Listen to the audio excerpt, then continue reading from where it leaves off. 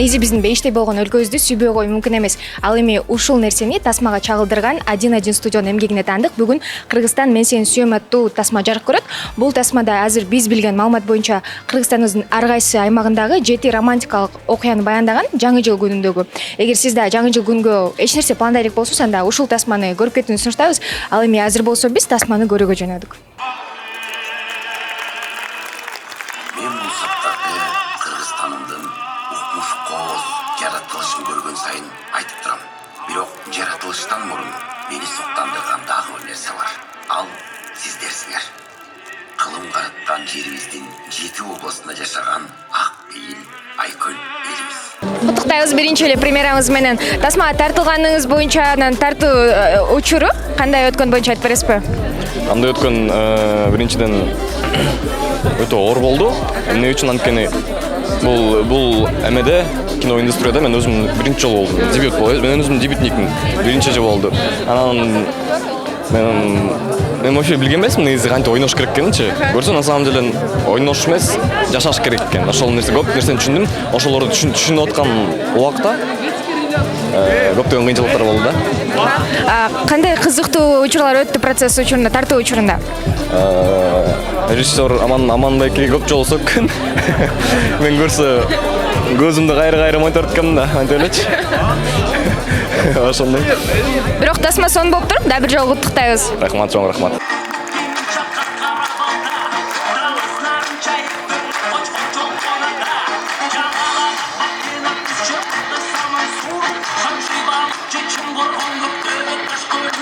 Бүгүнкү жаңы эмгегиңиздер менен куттуктайбыз. Чында өтө өзгөчө, башкалардан айырмаланган тасма болуптур, жаңы жылдык, юбилейлик.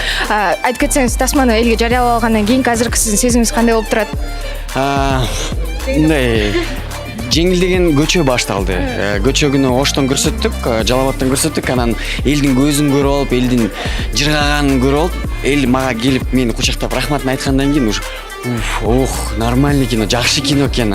Болуптур, эмгегибиз теке кетпептир депчи. Бүгүн болсо еще больше сүйүнүп, анткени уже Бишкек болгондон кийин 1000 киши келди бүгүн. Ошентип отуруп, азыр жеңилдеп атам. Ой, залдагылардын эмоциясы эле аябай чоң, аябай сонун болду. Себеби 1 жылдык эмгек ошого татыктуу болуптур деп атышат да. Анан кийин бул тасманы биздин көрүүчүлөр Кыргызстандын бардык кинотеатрлардан эртеңден 26-сынан баштап бардык кинотеатрлардан көрө алышат. Ооба, 26-сынан баштап бардык кинотеатрларда, даже Россияда Москвада гана эмес, еще и тетиги башка түпкү шаарларында да көрсөтөт, и Америкада, Чикагода болуп атат да. Сонун, келе жаткан жаңы жылыңыз менен эмгегиңиздерди бир жолу куттугуз. Чоң рахмат. Кыргыз киносу өнүксүн. Жаңы жылыңыздар менен келе жаткан үй-бүлөлүк биздин тасмага Кыргызстан мен сени сүйөм деген тасмага келиңиздер. Рахмат. Алыстан келген адамдар кеткisi de келмей тай Тараздан. Таластан. Кыргызстандан Казакстанга ысык салют. Казакстандан Кыргызстанга ыстык салют. Алас, Арбалейден калас. Эски жыл кетти, жаңы жыл келди. Тасмада сиз Талас жериндеги чек ара коргоочунун ролун жараттырсыз. Анан кандай болду? Кыйын болгон жокпу? Суукта, түндө ошол жерде? Кыйын болгон жокпу дегенде, жакшы эле кыйын болду. Кыйналдык. Көбүнчө режиссер менен оператор кыйналды. Бизди тартып туруп, сразу бул немеге чатырга киргизди. Ошонтип эле где-то бир 16 саат, 17 саат тартылдык. Бүгүн тасманы көрүп чыктык. Чынында аябай сонун тасма болуптур. Сиздин өзүңүзгө жактыбы, кандай экен? Ойлогом мындай жакшы болбой калат го деп. Өтө сонун болуптур, мага жакшы деңгээлде тартылыптыр. Өтө сонун жакты. Балгуну кечке эле пададан елканын астына чистап коюп, өзү келип куттуктабайт. Балам, ал келгенде сен уктап калатпайсыңбы? Анан сени ойготпойюн дейт. Жок, мен бир даже уктап калган эмесмин. Мен дайыма эле күттүмүн. Мага падада кереги жок, мен өзүм менен жолуккум келип атат. Тасмада болгон өзүңүздүн эмоцияңыз менен бөлүшүп кетсеңиз.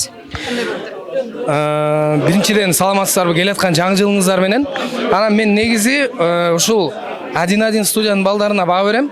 Себеп дегенде эми кино жанр ар кайсы тарапта өнүгөргени жакшы. Комедия жанры, боевик, ужас жана башка триллер тартып атышпайбы, бирок ошол кээ бир учурда ушундай жаңы жылдык бир сонун мындай салтка айландырып үй бүлөлүк тасмалар тартышат.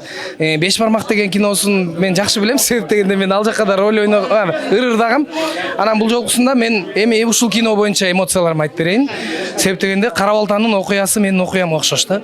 Мен дагы атасы жок өскөн, бирок мен ал жерде жакшы түшүнгөн жоктум. Менимче дарегиз унутуп калган деп ошо кетип калган окшойт атасы. Бирок менин атам Кудайдын буйругу менен аркы дүйнөгө кеткен да. Бирок ошондо дагы атасы жок өскөн баланын бир мындай ичиндеги бир мындай күйүтү болот. Мындай сиз да түшүнөсүзбү ошону? Бир башкача сезимдерде болчу. Анан кийин мен ошол улам Кара Балтанын окуясына келген сайын ыйлап аттым. Анан кийин бирок негизи жашоодо ыйлап турган жакшы. Ыйлаган сайын ошол анын биологиялык дагы түшүндүрмөсү бар, Google'дан көрүп аласыздар, окуп алсаңыздар. Анан духовный дагы түшүндүрмөсү бар. Ыйлап турган адам жашоого бир башкача көз караш менен карайт, жашоону сүйөт, жашоонун ар бир минутасын, ар бир секундасын баалап жашайт да. Анан ошондуктан мени ыйлатканыңар үчүн рахмат деп жана режиссерлорго барып улам сайын кучактап атпаймынбы? Рахмат силерге, мени ыйлаттыңар депчи. Ошондой. Анан Кара Балтанын окуясы, андан кийин жанагы Жалал Абадтагы окуя эле, жанагы эжеке жаш кезин эстеп жолдошун ошо жол Жамилеже жолдошу каза болуп калган экен. Ошол окуядан да аябай ыйладым мен. Негизи жашоодо таластан дагы талас духту көтөрөт экен. Булар ар бир карабайсыздар, ар бир областка талас жана жоокер баланын бир мындай мекеним деп мындай ошол мекенин тантаганы, ушундай бир патриоттук сезими, Анан кийин казак бала экөөнүн достугу мындай. Таң көрейин, баарын айта кетсек, баары сон. Мисалы үчүн Нарындын окуясы, мисалы үчүн, Нарындын окуясы да өзүнчө бир жомок болуп атпайбы? Өзүнчө бир сүйүүнүн, бир мындай махабаттын, ушуну карасаңыздар, бири-бирин унутпай ушунча жылдан бери күтүп жүргөн эки адамдын окуясы. Анан кийин баарын айтып салат окшойсуз. Анын баарын көрүүчүлөр келип көргүчү. Мейли, биз бирок четинен эле айтып атабыз да, бирок көрүүчүлөргө айта кетер элем. Бул кинону көрсөңүздөр, жанагы ким жанагы эменин ынтымактын досу видеодо айткандай, мен ошол сөзгө акыркы учурда чын дилим менен кошулам да. Ишеним деген бул өтө чоң күчкө, кубатка ээ сапат. Эгер чын дилиң менен ишене билсең, биз деген мусулмандарбыз да, биз деген кайыпка ишенген адамдарбыз. Кайыпка ишенген деген ошол көрбөгөн нерсеге ишенебиз биз. Кудайды көргөн жокпуз да, бейишти, тозокту көргөн жокпуз, бирок ошону көрбөй туруп ишенебиз да. Эми дагы бир жолу баса белгилеп айтат элем, урматтуу достор, ишенимиңиздерди эч убакта жоготпоңуздар. Ишенип жашаңыздар. Мындай бир жана баланын ким Азаматтын Азамат беле аты. Ошонун сөздөрү сонун сөздөр экен. Ошол кинодон дагы жакшылап көрсөңүздөр, ошол сөздөр сиздердин да жүрөгүңүзгө бир мындай башкача бир сезимдер тартуулайт. Анан чын эле ишенип жашашыбыз керек экен. Ошол. Соң Кайратбек, рахмат. Жаңы жылыңыз менен келе жаткан. Рахмат, сиздердин да жаңы жылыңыздар менен. Тасма сизге жактыбы? Чын айтсам, ооба, аябай көп эмоцияларды алдым. Күлүп отурдук, ыйлап отурдук. Мен өзүмдү сентименталдуу адам деп эсептейм, бирок ушул киноду бир 2 же 3 жолу жакшы ыйладым да. Ошон үчүн мен өзгөчө аталарга, жаш үй бүлөлөргө ушул кинону сунуштайм. Балдарыңар менен келиңиздер. Билинбеген менен бул жерде баягы жет арган окуя болсо, ошо ар бир адамдын ошо жүрөгүнүн орун алат деп ишенем. Ошон үчүн мындай кинолор көрүш керек. Эң жакшысы балким баягы ой, мындан да жакшы тартылат деп бирөөлөр критика айтышы мүмкүн. Бирок бир нерсени айтайын, бул башталгычы гана. Ошон үчүн ушундай кинолор болуп, мындан да сапаты барган сайын, жыл сайын жогорулайт деп бир аябай чоң масштабтуу кино болуп тур. Ошон демек ушундай проекттер аркылуу кыргыз кинематографиясы аябай бийик деңгээлдерге жетет деп эсептейм. Ошол сонун азаматсыңар. Самат мырза, бул жаңы жылдык тасма отпайбы? Сизден жаңы жыл боюнча сурап кетсем болобу? Жаңы жылга даярдык кандай болуп атат? Кандай белектерди кимге даярдап атасыз? Рахмат, мен көрсө белектерди дагы эле даярдай эле экенмин. Вот азыр как раз баргантам да алганычы. Ошол. Сон, рахмат, жаңы жылыңыз менен. Рахмат, чоң. Ынтымактын окуясы адамдардын жүрөгүнөн орун алып, жаңы жылдык сыйырга айланды. Ошол эле заматта ынтымак өзү эптеп Бишкекке жетип, Баткенге такси таппай айласы кетип жаткан учура. Кино абдан сонун болуп тур. Сөзсүз келгиле, көргүлө, жаңы жылдын алдында, жаңы жылдан кийин барыңар. Бул деген мындай эптеп эле мындай киного чакырган үчүн мактап коюу эмес, чындыгында 1 жылдык эмгек көрүнүп турат. Былтыр балдар кыштын суугуна карабай биздин Кыргызстандын 7 аймагына барып ушул немелерди кинону тартып аткан кыйынчылыктарын көргөнбүз. 1 жыл бою ушуну саунд дизайн, монтаж ошонун баарын кылып атышты. Жыйынтыгы биз көргөндөй эң сонун продукт чыгыптыр. Бул кино көргөндө болот экенсиң, ичиндеги ар бир каарманга жан тартып, эмне болуп кетет болду экен, ушунун иши оңолуп кетсе деп, аягына чейин жолукса экен деп, баштан аягына чейин ынтымакка аябай переживать этип, эки элдин достугун да жакшы бериштир, казак менен кыргыздын бир достугун ошол пограничник аркылуу дегендей иши кылып, ичинде ар бир жашоодо болгон кичи сыйкырдап коет го. Мындай өзүбүз бир нерсеге ишеним коебуз да, ошол ишенимдер эгерде чын дилиңден ишенсең, ошол аткарылат деген сыяктуу мындай жакшы мындай ой катылган экен. Анан сонун кино болуптур. Картинка, звук бардыгы эң мыкты. Мухабек айтсаңыз, өзүңүз жаңы жылга даярданып атасызбы? Белек даярдап? Жаңы жылга чын айтсам, антип аябай эле даярданып неме жок, жөн эле эми жакын калганда барып ар бир жакындарыма кандайдыр белек печкектерди дайындап коебуз. Жылдын жыйынтыгын чыгарып, анан чогуу отуруп бир дасторкондо даам татып дегендей жылуу кече болот ошол.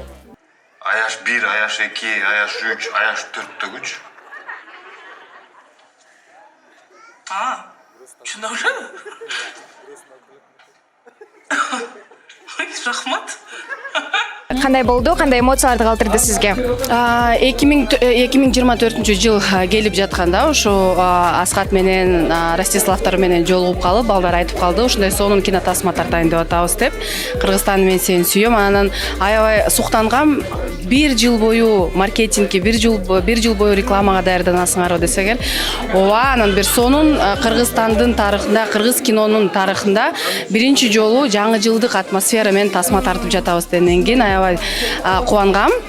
Өзгөчө ар бир история, ар бир регион сонун болду деп айта алам. Анан негизи ошо биздин кыргыз кинематографияны, кыргыз продакшндерди поддержка кылыш керек, кинотеатрларга барыш керек, биздин кинотасмаларыбызды көрүш керек. Анан өзгөчө 1-1 студияны куттуктайм. Силер ушундай бир чоң салым салып жатасыңар азыр. Бул негизи өзү бир чоң тарыхка силердин атыңар жазган бир момент болуп жатат азыркы убакта. Анан биз билгендей, бүгүнкү тасмада жети романтикалык окуя баяндалбады. Сизге кайсы окуя көбүрөөк жакты? Мага аябай Кара балтанын окуясы жакты.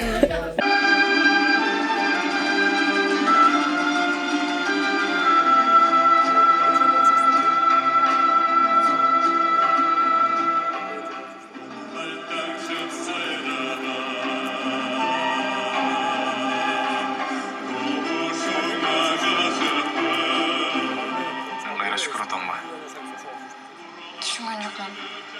Эмне түшүнбөй келебиз, чоңуз?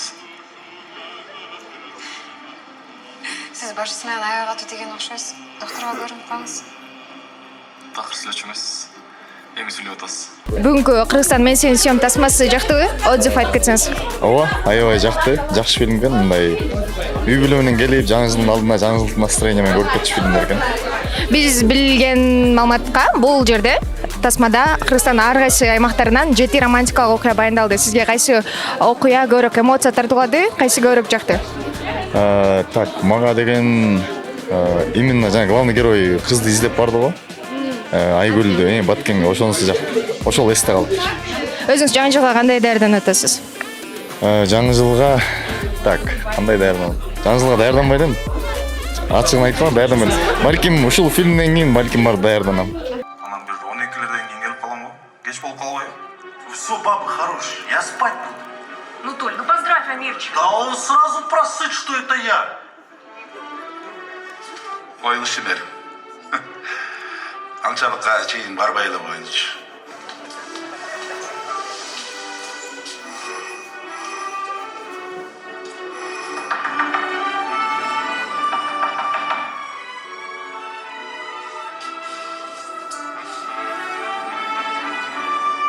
Чоң ыраазычылыгымды айткым келет 1-1 студияга жана Амантур байкеге абдан сонун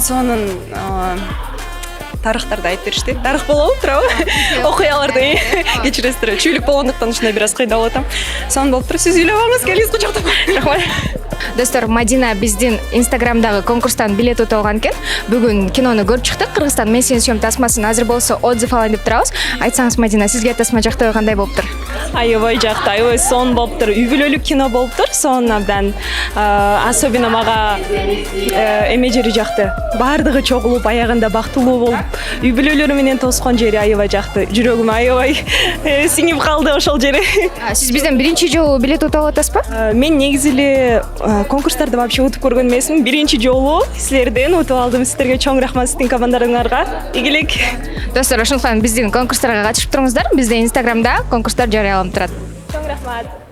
Сүйүү деген от чачышуу жүрөктөн, сен бир бакча мөмөлөрүң келишкен, мен жүргүнчү ооз тиген жемиштен. Сүйүү деген сүйүү эмес бетиңден, сүйүү деген сүзүп өтүү деңизден.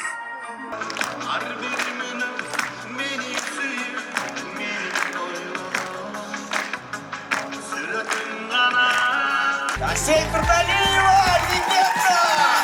Жалобат бар, чоу, ошларды темен.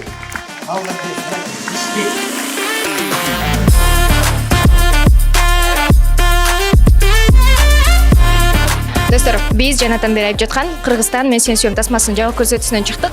Тасма аябай сонун болгон, ыйладык, күлдүк. Бул тасманы 26 декабрдан баштап өлкөнүн бардык кинотеатрларынан көрсөңүздөр болот. Бул жакта 7 романтикалык окуя баяндалган. Ар бир окуя сиздерге өзгөчө эмоция тартуулайт деп кепилдик бере алабыз. Ошондуктан көрүп кеттиңиз, сунуштайбыз сизге. Ал эми сиз менен кийинки берүүдө көрүшкөнчө сак саламатта аман туруңуз.